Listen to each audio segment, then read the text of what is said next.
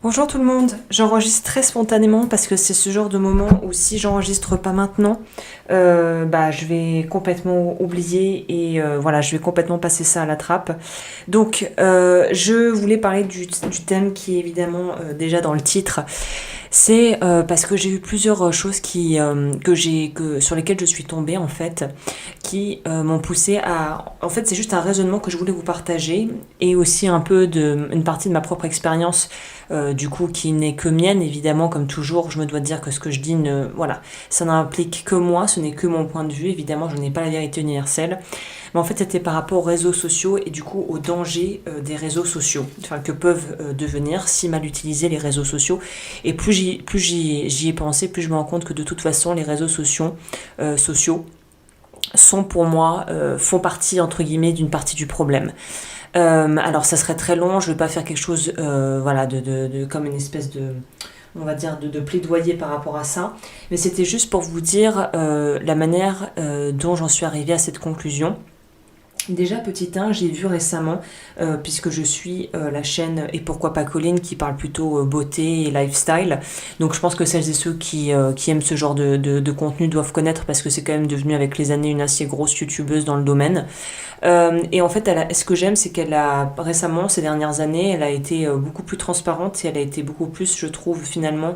euh, elle a osé se mettre en position de vulnérabilité, en ce sens où elle a parlé de façon beaucoup plus ouverte et un petit peu plus décomplexée avec les années de ce qui pouvait lui arriver, des à côté de la vie qui n'étaient pas forcément très sympas, notamment sa dépression, où elle a carrément dû être médicamentée. Elle en parle d'ailleurs dans une vidéo qui a très bien marché sur sa chaîne, où elle parle de ça pour essayer de un petit peu, je pense, enlever les stigmas autour de la santé mentale et notamment de la dépression et de la prise de médicaments du coup qui va avec. Et récemment, j'ai aussi un autre youtubeur que j'aime beaucoup dans un autre registre qui est In The Panda, qui fait des vidéos sur le cinéma et qui a, bon, on peut le dire clairement, commencé à disparaître vraiment des écrans de partout. Il l'a dit, il publie beaucoup moins de vidéos. Et en fait, il en parle aussi à la fin. Il explique que lui aussi est en dépression et qu'il est aussi sous médicaments. Je me suis dit quand même. Et après, j'ai fait le parallèle avec toutes les énormes youtubeurs, ou plutôt aussi les gens qui ont une certaine forme de notoriété, qui utilisent à un certain degré les réseaux sociaux et qui ont l'honnêteté et la transparence d'en parler, parce que je pense que beaucoup n'osent pas en parler par peur de nuire à leur carrière s'ils étaient honnêtes par rapport à ça.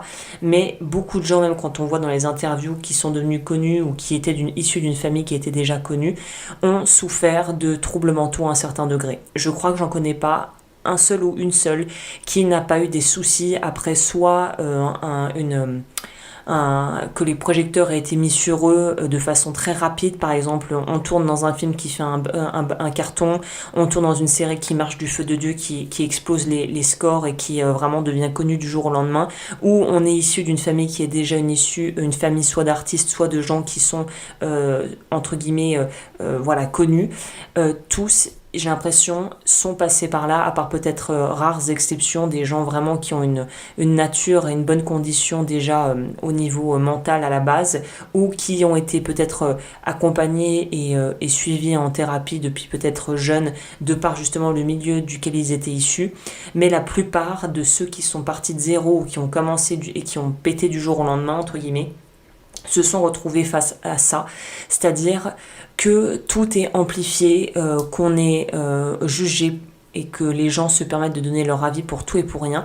Et en fait, c'est là où je me suis rendu compte que le point commun entre toutes ces personnes, quel que soit ce qu'elles font, quel que soit le domaine dans lequel elles exercent, mais où elles sont, on va dire, dans, dans, dans, dans, dans dans une sphère publique, pour leur travail, ou pour un hobby qui généralement pour les youtubeurs deviennent un travail après, c'est cette notion de dépression ou de remise en question existentielle, où ils vont pas bien, quoi. Clairement, ils vont pas bien. Je suis pas, mais j'ai vu dans les référencements aussi, dans les suggestions de vidéos, du coup, Lena Situation. Moi, c'est pas trop du contenu, j'aime beaucoup le personnage, mais c'est pas du contenu que je suis, voilà, qui m'intéresse trop, mais je suis tombée sur la vidéo où elle remet un peu les choses au clair, et justement où elle explique très ouvertement aussi qu'elle est passée par des phases vraiment pas très rigolotes. Et là, j'ai vraiment fait le lien entre toutes ces choses, parce que le dernier chaînon manquant dont j'avais envie de vous parler, où là je parle expérience perso, de par le fait d'être sur YouTube déjà pour ma chaîne principale d'astrologie et de taromancie, l'eau du feu Astro Tarot. Si vous ne me connaissez pas par là, et ben vous pouvez regarder ce que je fais, je propose du contenu. J'ai roulé ma bosse sur YouTube dans d'autres domaines, j'ai pas trop envie de m'étendre là-dessus, parce que c'est une phase de ma vie qui est une phase passée, et que voilà, que j'ai pas envie de mélanger à ma vie actuelle et à ce que je produis maintenant sur YouTube. Pour moi, c'est ma vie d'avant, c'était ce que je faisais avant, même si j'alimente encore un peu le contenu que je produisais voilà, ailleurs, c'est plus qui je suis aujourd'hui, ça fait partie de ma vie d'avant en fait. Mais j'ai eu évidemment droit au ce qu'on appelle les bad buzz à mon niveau. Alors ça, pour celles et ceux qui ne sauraient pas ce que c'est tous les youtubeurs, enfin je crois qu'on tout le monde y passe à un moment donné quand on est un peu, on va dire, visible sur YouTube ou ailleurs. C'est quand ce qu'on dit est soit mal interprété, soit pas bien entendu, enfin je veux dire pas bien accueilli, et qu'on va s'en prendre plein la gueule. Et c'est là qu'on peut avoir carrément des hordes de ce que j'ai d'ailleurs appelé sur la chaîne principale les fameux trolls, dont je parle aussi sur une vidéo sur la chaîne l'eau du feu Astro Tarot. Les trolls, bah simplement c'est quoi? C'est des gens qui vont se rallier en plus ensemble, comme si on n'en avait pas assez déjà individuellement, qui vont généralement se rallier ensemble pour essayer de vous envoyer des commentaires pour vous miner, en fait, pour vous descendre, pour vous plomber, pour essayer de vous détruire tout simplement. Donc j'ai eu droit à ça. Ce qui est bien, c'est que quand on l'a eu une fois, après généralement on est vacciné, et ça ne se reproduit pas. Idéalement, on se le souhaite dans une carrière. Généralement, on n'a pas bad buzz sur bad buzz, sinon c'est plutôt qu'on veut faire parler de soi de façon pas forcément très élogieuse. Voilà. Mais pour moi, t'as un ou deux bad buzz dans ta life si t'es si t'es sur la scène, le devant de la scène, et puis après voilà, tu t'en sors, ça va. Après, voilà, il y en a qui en font carrément un fond de commerce, hein, de toujours être dans le clash, le bad buzz, le machin, mais bon, ça c'est autre chose. Mais donc en gros, voilà, j'ai connu ce que c'était de se faire troller par des gens. J'ai pas subi le vrai harcèlement où carrément on t'envoie comme Lena Situation, on veut carrément avoir ton adresse, on commence à vouloir s'en prendre à ta famille qui ont rien à voir là-dedans. Là, ça va vraiment très très loin. Donc moi, je touche du bois, ça m'est pas arrivé, j'espère que ça ne m'arrivera jamais. Mais il y a cette notion, du coup, quand je raccroche le dernier maillon qui était ma propre expérience, je me suis rendu compte qu'en fait, les réseaux sociaux, le problème de fond des réseaux, c'est que en fait, on subit des micro-attaques psychiques en permanence quand on produit des choses, parce que bizarrement, le système a fait que ce qui se met en place, c'est que les réseaux sociaux sont l'endroit rêvé pour donner son avis sur absolument tout et rien, vu qu'on voit que tout est basé sur j'aime, j'aime pas. D'ailleurs, une façon de voir le monde extrêmement binaire, qui est d'ailleurs une des caractéristiques clés des personnes qui ont des traits manipulateurs narcissiques et qui sont finalement des gens qui ont des comportements toxiques, c'est le binaire. Ils ne voient que le noir, le blanc, ils ne voient jamais le gris. C'est tout ou rien, c'est noir ou blanc. Alors évidemment, si vous êtes un peu... moi, j'ai été comme ça, un trait noir ou blanc, et j'ai mis de l'eau dans mon vin depuis, mais ça fait de toute façon, ça révèle une certaine immaturité, une certaine infantilité au niveau psychique de la formation de votre psychisme en fait. Hein. Là, j'invente rien. Vous pourrez voir même taper thérapie, infantilisme, où ça va aussi de pair avec le fait de ne pas vouloir prendre ses responsabilités, généralement d'avoir du mal à s'engager avec soi-même. Mais voilà, c'est le noir et blanc, pas bien, c'est très infantile, c'est très immature, dans le sens, c'est pas oh t'es immature, c'est dans le sens immaturité psychique. Hein. Pour moi, c'est une forme de maltraitance psychique en fait, les réseaux sociaux. Et ça peut même aller, pour moi, on pourrait même parler presque, je vais peut-être un peu loin, mais de viol émotionnel, quoi.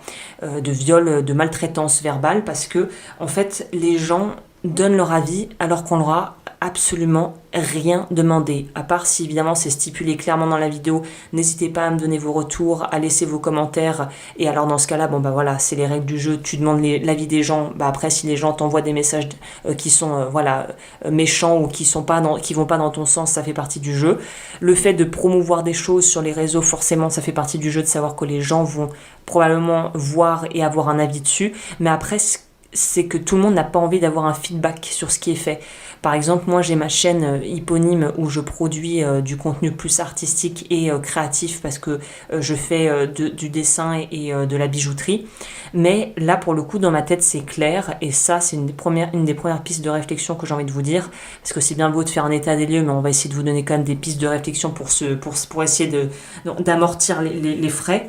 C'est déjà moi dans ma tête avec bon j'ai fait un travail sur moi mais c'est de ne plus mettre tout le monde au même niveau, c'est-à-dire que ce que pensent les gens proches de moi et ce que pensent les gens que je connais pas qui laissent un commentaire du fin fond du Périgueux, en fait je me rends compte que j'en ai un peu rien à cirer. C'est pour moi il faut savoir que enfin moi je mets on va dire je hiérarchise, on pourrait dire, en fonction de l'importance. C'est-à-dire que, évidemment, ce que vont me dire des proches à qui je demande leur avis honnête va avoir beaucoup plus d'impact que ce que Pierre-Paul ou Jacques pourrait dire du fin fond de sa cambrousse, en fait. Ça, j'ai appris à faire ça, parce qu'avant, je mettais tout le monde au même niveau.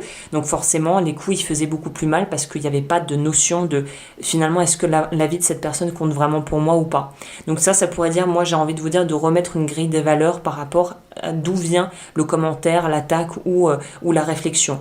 La deuxième chose qui est super importante que j'ai mise en place, c'est que j'ai décidé, ça c'est un travail à faire sur soi, c'est en fait, j'ai l'impression, on pourrait dire des critères, une façon de vie, des valeurs de vie, voilà, une hygiène, on pourrait dire, de vie, c'est des critères que je me suis posé, c'est-à-dire que par exemple, pour tout ce qui est artistique, je ne demande pas l'avis des gens et j'en ai absolument rien à cirer de ce qu'ils pensent de ce que je fais.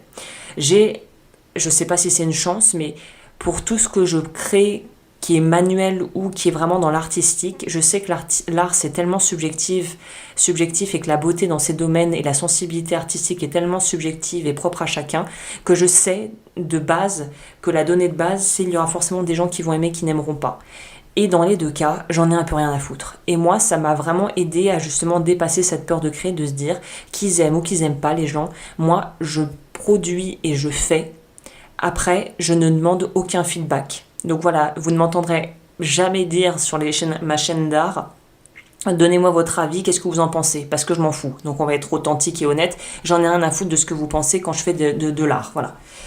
Après, quand j'ai besoin de feedback et que j'ai besoin d'avoir vraiment une interaction avec les personnes qui sont abonnées à ma chaîne, par exemple Astro Tarot ou même ici, parfois je vous dis, n'hésitez pas à me donner, à me faire part de vos ressentis, de vos ressources, si vous avez des choses à partager. Là, pour moi, on est vraiment dans un échange et il n'y a pas de souci. Je suis dans une optique où je veux partager et co-créer avec des gens qui se sentiront en résonance avec ce que je raconte. Après, pareil, des gens peuvent aimer ou ne pas aimer, mais je prends pas ça à cœur personnellement parce que je me dis encore une fois, c'est qu'une question de point de vue tout ça. La deuxième chose que je vous conseille de faire, c'est vraiment de vous rendre compte que la plupart des avis qu'on vous donne ne sont pas sollicités. En fait, en réalité, si vous y regardez bien, la plupart des avis, même avec des gens en face à face, ne sont clairement 80% du temps ne sont pas sollicités parce que vous n'avez rien demandé.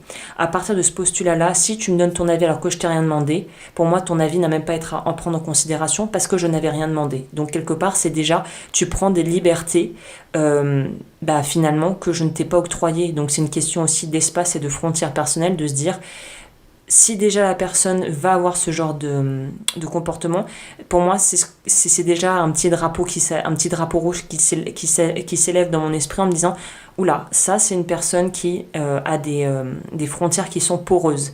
Donc ça veut dire qu'elle fait ça avec les autres mais qu'elle fait aussi ça vis-à-vis d'elle-même. Donc c'est probablement quelqu'un qui a un problème au niveau de l'estime ou de la confiance en soi. Ou de l'amour de soi, à vrai dire. Donc là, ça permet, les gens vous en disent beaucoup plus sur eux en parlant de vous à travers leurs yeux qu'ils ne parlent réellement de vous en tant que personne, parce qu'ils ne savent, la plupart du temps, surtout sur les réseaux, pas vraiment qui vous êtes. Donc là, c'est de remettre les choses dans leur contexte que je vous conseille vivement. C'est aussi un travail d'humilité parce que tous les commentaires qui ne vont pas dans notre sens évidemment ne sont pas achetés, mais le problème c'est que en quel cas on peut se remettre en question aussi ou voir l'aspect bienveillant qui se cache derrière peut-être des remarques parfois un peu dures, mais surtout le problème vraiment de fond avec les réseaux, c'est que plus on a de personnes qui suivent ce que l'on fait, plus la quantité de messages peut être important et donc on en revient à quelque chose de basique, c'est une personne, tu marches dans la rue déjà, je crois que personne n'aurait l'audace ou le culot de te dire oh là là, qu'est-ce qu'elle est moche ta robe. Les réseaux sociaux et le faux sentiment d'anonymat, la fausse sécurité d'être anonyme, permet aussi aux gens des choses qu'ils ne s'autoriseraient jamais dans la vraie vie. Ça aussi, il faut que vous le sachiez. C'est que généralement, les commentaires qui sont méchants, déjà parlent de la personne plus que de vous, et puis en plus parlent de son état d'esprit plus que du vôtre, et en plus, sachez que c'est des gens qui n'ont aucun courage, puisqu'ils ne se permettraient pas le quart de la moitié de ce qu'ils font sur Internet, finalement. Donc c'est des gens, pour moi, qui ont aucune colonne vertébrale, quoi, qui n'ont finalement... pour moi, c'est pas des gens que je vais estimer finalement. Alors évidemment, on respecte tout le monde, mais c'est pas des gens que j'estimerais, quoi. C'est pas des gens qui suscitent en moi le quelconque intérêt finalement, parce que pour moi, ça manque cruellement de dignité en fait, de faire ça en fait. Hein. Donc voilà, il faut remettre les choses dans leur contexte et savoir que la quantité de messages, tu sortirais dans la rue, on te dirait, t'aurais un commentaire déplacé sur ta tenue, bon, ça va. Bon, t'en as 15 par jour, évidemment que ça use, psychologiquement, ça use. Et je reviens et je boucle la boucle sur ce que je vous disais au départ, je pense que la plupart des personnes sur les réseaux qui finissent par nous faire une dépression, un burn-out ou tout ce que vous voulez, c'est que l'humain, pour moi, là c'est qu'un avis personnel, je ne pense vraiment pas que l'être humain soit fait pour subir ce genre de choses. Il y a aussi l'aspect aussi comparatif, où on ne peut pas s'empêcher de se comparer, sauf que le problème c'est qu'on oublie que quand on se compare, il faut se comparer avec quelque chose qui est comparable. Si tu te compares à, je sais pas moi, la reine, enfin, reine d'Angleterre, mais à Kate Middleton, alors que toi, t'es toi, forcément, il y a deux poids, deux mesures. La vie et le plan de vie de cette femme, même si tu l'admires beaucoup et que tu te dis que t'aimerais bien pouvoir faire autant, et faire pareil au niveau, je sais pas, caritatif, au niveau de ce qu'elle, de sa visibilité, de son... Bon, je trouve pas la Kate Middleton hyper charismatique, mais on va dire de ce qu'elle a apporté que tu admires chez elle, on va dire ça comme ça. Il y a deux poids, deux mesures, tu n'as pas la même vie, tu n'as pas la même trajectoire, tu peux pas, c'est très douloureux de se comparer à des gens qui, très clairement, vivent dans un autre monde que le nôtre.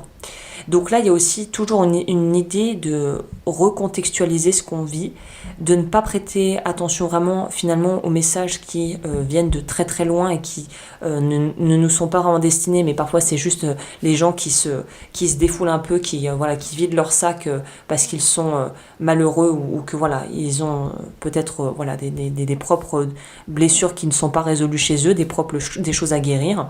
Mais ce que j'aurais envie de vous dire par rapport au dernier conseil que je vous donnerai par rapport au réseau, comment faire pour pouvoir s'en sortir là-dedans. Moi, j'ai mis en place quelque chose qui est génial, c'est-à-dire que j'ai scindé sur les réseaux. Déjà, je n'ai plus Facebook. J'ai désactivé mon compte. Je limite la consommation de réseaux sociaux que j'ai. Et j'ai scindé en deux sur Instagram entre le compte pour les gens vraiment que je connais dans la vraie vie et un compte où je ne suis que des choses qui m'intéressent et qui me plaisent sur Instagram, notamment les choses artistiques, les pages d'art, de déco, de décoration intérieure, d'architecture.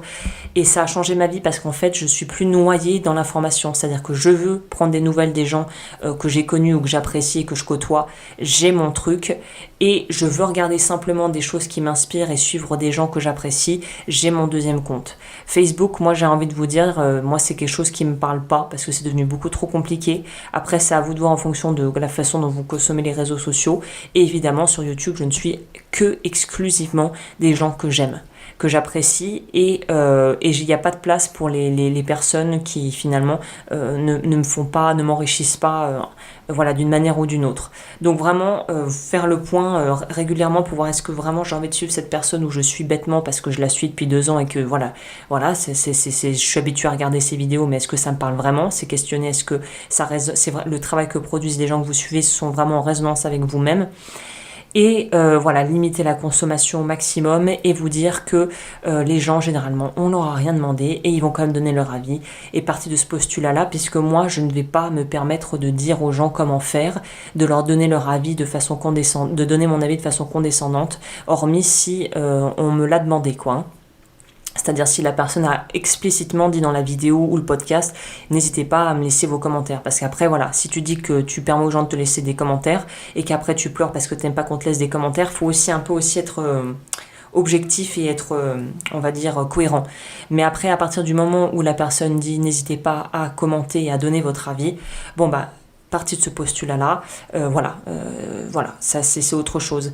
Mais c'est vraiment pour moi, c'est la plague, comme on dit la plague, pour moi, c'est la gangrène du 21e siècle, hein, les réseaux sociaux. On pourra dire ce qu'on veut. Il y a eu des très bonnes choses qui ont été faites grâce à ça, mais dans la vie de quotidienne de monsieur, madame, tout le monde, et surtout des enfants et des ados actuels, je pense vraiment pas que ça soit quelque chose qui tire tout le monde vers le haut. Donc après, c'est à soi-même de pouvoir choisir le contenu qu'on regarde, parce que c'est pareil, ça me fait toujours rigoler. Les gens qui se disent être effarés du contenu et de la médiocrité de certains programmes télévisés ou de certains contenus. Mais si personne regardait, ça s'arrêterait de soi, puisque si personne ne regarderait, ces gens n'auraient plus la visibilité qu'ils ont en fait. Donc c'est qui regarde ces trucs que tout le monde dit que c'est nul, mais que finalement tout le monde regarde, ou un grand nombre regarde. C'est pareil pour la presse à potins. Tout le monde s'insurge en disant que c'est débile, c'est nul, c'est vraiment des torchons. Mais qui les achète, les torchons? Parce que s'ils ne se vendaient pas, il n'y en aurait plus depuis bien longtemps. Donc il y a aussi une espèce d'honnêteté, j'ai envie de dire, vis-à-vis de soi-même et vis-à-vis de ce que l'on consomme, qui va mettre les choses à plat. Et de toute façon, c'est comme, pour moi, les réseaux, c'est comme de la terre qu'on arrose. T'arrêtes d'arroser, ce qu'il y a dessus arrêtera de pousser, en fait. Donc voilà, est-ce qu'on a envie de continuer à arroser ou pas? Là, c'est un autre débat. Mais je pense qu'à chacun à son niveau individuellement, tu peux choisir ce que tu as envie d'arroser et ce à quoi tu as envie de donner de la force, en fait. Donc voilà, je voulais juste vous faire ce petit podcast spontané là-dessus parce que c'est vrai que ça m'est venu comme ça. N'hésitez pas comme toujours à liker, à partager, et puis si aussi vous avez du coup votre avis à donner là-dessus, n'hésitez pas. Si vous avez des conseils aussi sur comment gérer sa vie internet, on va dire la vie réseaux sociaux, n'hésitez pas. Et je vous remercie d'avoir passé ce moment avec moi et je vous dis à très vite pour de nouvelles vidéos. D'ici là, prenez bien soin de vous.